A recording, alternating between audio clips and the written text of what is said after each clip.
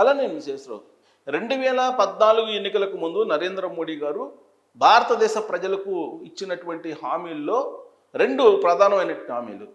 ఒకటి, విదేశాల్లో ఉన్నటువంటి బ్లాక్ మనీని తీసుకొచ్చి భారతదేశంలో ఉండేటువంటి ప్రజలందరికీ పంచితే ఒక్కొక్కళ్ళ అకౌంట్లో 15 లక్షల రూపాయలు వస్తాయి అనేటువంటిది ఒక స్టేట్మెంట్.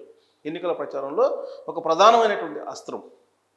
రెండవది, డాలర్ రేట్ని 50 రూపాయలకి తీసుకొస్తాను, 50 నుంచి 54 రూపాయల మధ్యలోకి నేను తీసుకొస్తాను డాలర్తో పోలిస్తే రూపాయిని అని చెప్పి ఆయన చేసినటువంటి రెండవ హామీ. ఎందుకంటే ఆ రోజున 63 నుంచి 64 రూపాయల మధ్యలో ఉంది. ఆ రోజున మన్మోహన్ సింగ్ గారు ప్రధానమంత్రిగా ఉన్నారు.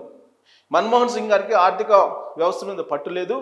అందుకే డాలర్తో రూపాయి వాల్యూ పోలిస్తే కనుక 64 రూపాయలు ఉంది. ఇది ఇంకా పెరిగేటువంటి ప్రమాదం ఉంది. భారత ఆర్థిక వ్యవస్థ దెబ్బతినేటువంటి అవకాశం ఉంది. కాబట్టి తనని ప్రధానమంత్రిని చేస్తే కనుక దాన్ని 50 రూపాయల లోపలనే తీసుకొచ్చేటువంటి ప్రయత్నం చేస్తాను, దాదాపుగా 34 రూపాయలు కూడా తీసుకొస్తాను అనేటువంటి కొన్ని వేదికల మీద చెప్పారు ఆయన. ఈ రెండు ప్రధాన అస్త్రాలు అప్పుడు పనిచేసినాయి. మూడో అస్త్రం ఏంటి? UPA 2, UPA 1 ఈ రెండు ప్రభుత్వాలు అనేక కుంభకోణాలకు పాల్పడ్డాయి. బొగ్గు కుంభకోణం, కామన్వెల్త్ కుంభకోణం, 2G కుంభకోణం, ఇలా కుంభకోణాలకు పాల్పడ్డాయి, అవినీతి మయమైపోయాయి అని చెప్పి ప్రచారం చేశారు. ఈ మూడు అస్త్రాలని భారతదేశ ప్రజల మీద ప్రయోగించడం ద్వారా నరేంద్ర మోడీ గారు 2014లో తొలిసారిగా ముఖ్యమంత్రి అయ్యారు. ఆ తర్వాత ఆయన రాజకీయ చతురతతోటి 2019లో మళ్ళీ ప్రధానమంత్రి అయ్యారు. 2024లో మూడోసారి కూడా ప్రధానమంత్రి అయ్యారు.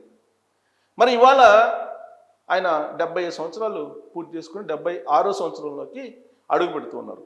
బీజేపీ అంతర్గత రాజ్యాంగం ప్రకారం 75 సంవత్సరాలు నిండినటువంటి వాళ్ళు ప్రత్యక్ష రాజకీయాల్లో ఉండడానికి లేదు అనేటువంటి ఒక నైతికతను పాటిస్తూ మురళీ మనోహర్ జోషి గారు కానీ, అద్వానీ గారు కానీ, వెంకయ్యనాయుడు గారు కానీ వీళ్ళందరూ కూడా తప్పుకున్నారు. కానీ నరేంద్ర మోడీ గారిని ప్రత్యేకంగా చూస్తూ ఉంది బీజేపీ. అలాగే మోహన్ భగవత్ గారిని RSS ప్రత్యేకంగా చూస్తూ ఉంది. వీళ్ళిద్దరికీ 75 సంవత్సరాలు నిండినప్పటికీ RSS చీఫ్గా మోహన్ భగవత్ గారు, అలాగే ప్రధానమంత్రిగా నరేంద్ర మోడీ గారు కంటిన్యూ అవుతున్నారు. మరి ఆయన ఈ 11 ఏళ్లలో సాధించినటువంటి విజయాలు ఏంటి అనే దాని మీద రకరకాలుగా నేషనల్, ఇంటర్నేషనల్, అలాగే రీజనల్ మీడియాలో వస్తూ ఉంది. సో నరేంద్ర మోడీ గారు సాధించినటువంటి విజయాల్లో భారతదేశం 4వ ఆర్థిక వ్యవస్థగా ఉంది. ఇప్పుడు రాబోయేటువంటి రోజుల్లో 3వ ఆర్థిక వ్యవస్థకు కూడా వెళ్ళబోతుంది. ఆయన యొక్క దౌత్య నీతి అంతర్జాతీయంగా చాలా పకడ్బందీగా ఉంది. భారతదేశానికి ప్రపంచంలో ఒక ప్రత్యేకమైనటువంటి గుర్తింపు తీసుకొచ్చారు అనేది బీజేపీ వాళ్ళు చెప్తున్నారు. కానీ కాంగ్రెస్ వాళ్ళు ఏంటి చెప్తుంది? ఆయన 200 లక్షల కోట్ల రూపాయలు అప్పు చేశారు.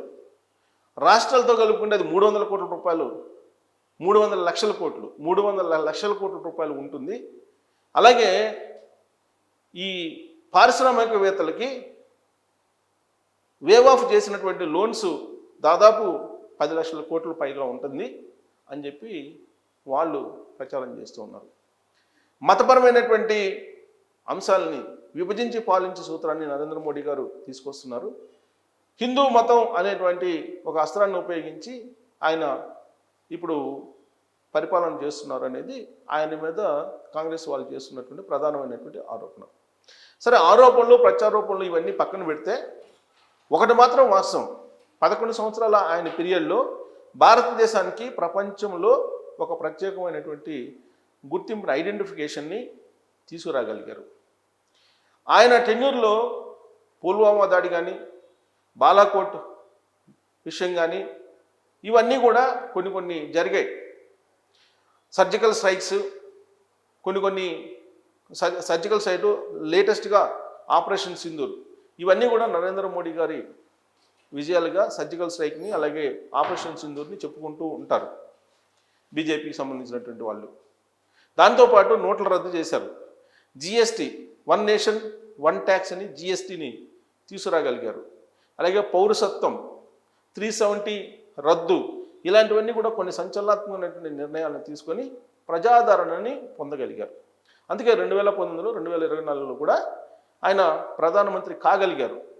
కానీ భారత ఆర్థిక వ్యవస్థ ఎప్పుడు కూడా అంతర్జాతీయ విపణిలో కనుక మనం చూస్తే డాలర్తో రూపాయి వాల్యూ ఎంత ఉంది, దీన్ని బట్టి మనం చూస్తూ ఉంటాం. బట్ నరేంద్ర మోడీ గారు 2014లో ఎన్నికల కంపెనీలో చెప్పింది, ఇప్పుడు రూపీ డాలర్ యొక్క వాల్యూని చూస్తే కనుక ఒక డాలర్కి ఇప్పుడు 88 రూపాయలు ఉంది. ఇప్పుడు లేటెస్ట్గా ఒక 33 పైసలు తగ్గింది.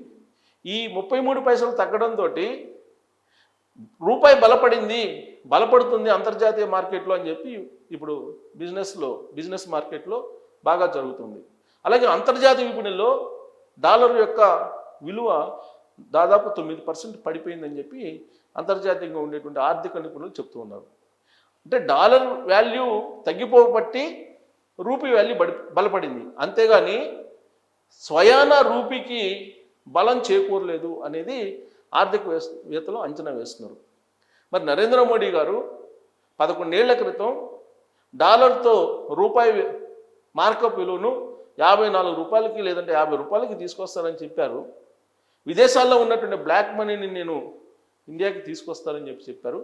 ఈ రెండు నెరవేర్చారని అంటే ఈ రెండు నెరవేరనటువంటి అంశాలుగా మిగిలిపోయాయి. వీటి మీద చాలా ఆశలు పెట్టుకున్నారు భారత ప్రజలు. విదేశాల నుంచి బ్లాక్ మనీని తీసుకొస్తారు, స్విస్ బ్యాంకుల్లో చాలా ఉన్నాయి అని చెప్పి. పోనీ నోట్లు రద్దు చేశారు అవినీతి రూపుమాపడానికి అని చెప్పారు. ఆయన నోట్లు రద్దు చేసిన తర్వాత అవినీతి ఏమైనా తగ్గిందా అని అంటే ఇంకా పెరిగినట్టు కనిపిస్తుంది. ఎందుకంటే నోట్ల రద్దు 2016లో చేస్తే ఆ 2016 నుంచి ఇప్పటి వరకు 80,000 కోట్ల రూపాయలు కొత్తగా ఇంట్రొడ్యూస్ చేసినట్టు 500 రూపాయల నోట్లు కనిపించట్లేదట ఆర్బీఐకి. ఇది ఆర్బీఐ చెప్తుంది.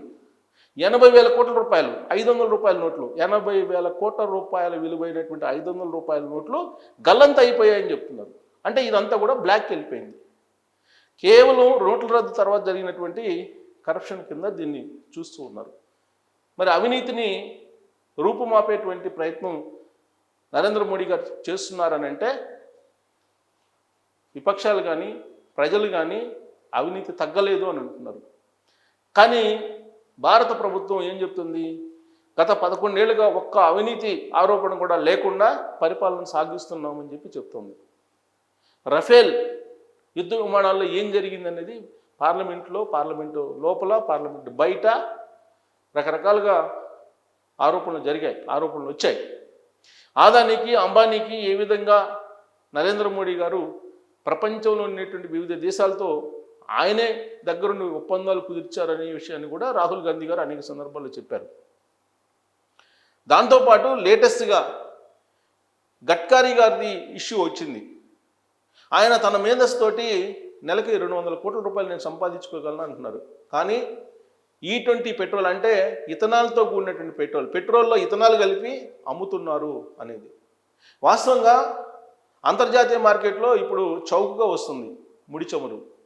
మనకి లీటరు 50 రూపాయలకు అందించాలి, పెట్రోల్ కానీ డీజిల్ కానీ 50 రూపాయల లోపే అందించాలి.